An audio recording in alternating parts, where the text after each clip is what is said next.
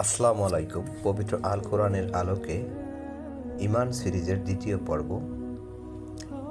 প্রথম পর্বে আমি উল্লেখ করেছি যে আল্লাহ তাআলা কর্তৃক নির্দেশিত বিষয়সমূহের প্রতি দৃঢ় বা নিশ্চিত বিশ্বাস স্থাপন করা।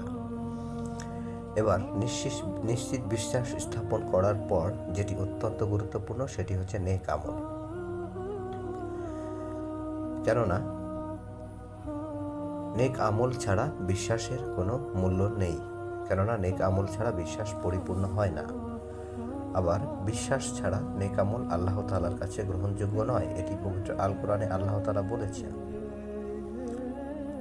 এখন আপনি যদি পরকালে নিশ্চিত বিশ্বাস হন এবং আল্লাহ তাআলার সত্তা, তার ক্ষমতা, তার শ্রেষ্ঠত্ব, তার মর্যাদার প্রতি বিশ্বাসী হন, সেই সাথে পবিত্র আল কোরআনের আয়াতসমূহের প্রতি বিশ্বাস স্থাপন করেন, তাহলে আপনি পথ খুঁজতে পবিত্র আল কোরআনেই যাবেন এবং আল কোরআনের যে নির্দেশ রয়েছে, যে নিদর্শন রয়েছে, যে উপমা রয়েছে, যা আল্লাহ তাআলা বলেছেন, তাই আপনার জন্য যথেষ্ট।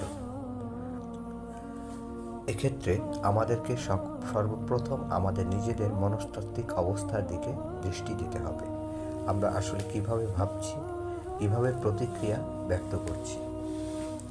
আপনি যদি দুনিয়ার জীবনকে পরকালের জীবনের উপর প্রাধান্য দেন, তাহলে আপনি বুঝবেন আপনার ঈমান বা বিশ্বাসের ক্ষেত্রে ত্রুটি রয়েছে। কারণ সাধারণ যুক্তিতে আমি বলতে পারি দুনিয়ার জীবন খুব সামান্য একটি সময়ের জন্য, আর পরকাল অনন্তকালের জন্য। দুনিয়ার জীবন সুখ দুঃখ এর সমন্বয়ে গঠিত, কিন্তু পরকালের জীবনে হয় আপনাকে জাহান্নামের ভয়াবহ আযাব ভোগ করতে হবে, অথবা আপনি জান্নাতে অফুরন্ত নিয়ামত এর মধ্যে জীবনযাপন করবেন। এখন আপনি নিশ্চিত বিশ্বাস করলে আপনি অবশ্যই ভীত থাকবেন জাহান্নামের আযাবের বিষয়ে এবং পরকালের আযাবের বিষয়ে, এবং জান্নাতের নিয়ামতের বিষয়ে আপনি আকাঙ্ক্ষা অনুভব করবেন। এই ভয় এবং আকাঙ্ক্ষা আপনার মনের মধ্যে যখন আপনি দৃঢ়ভাবে, প্রবলভাবে উপলব্ধি করবেন, তখনই আপনি বুঝবেন যে আপনার বিশ্বাস আপনাকে প্রভাবিত করছে এবং সেই বিশ্বাস আপনাকে নেক আমলের দিকে নিয়ে যাবে। আল্লাহ তাআলা স্পষ্ট বলে দিয়েছেন, যারা ঈমান আনে, নেক আমল করে এবং আল্লাহর পথে সংগ্রাম করে, আল্লাহ তাদেরকে আল্লাহর পথে পরিচালিত করবেনই।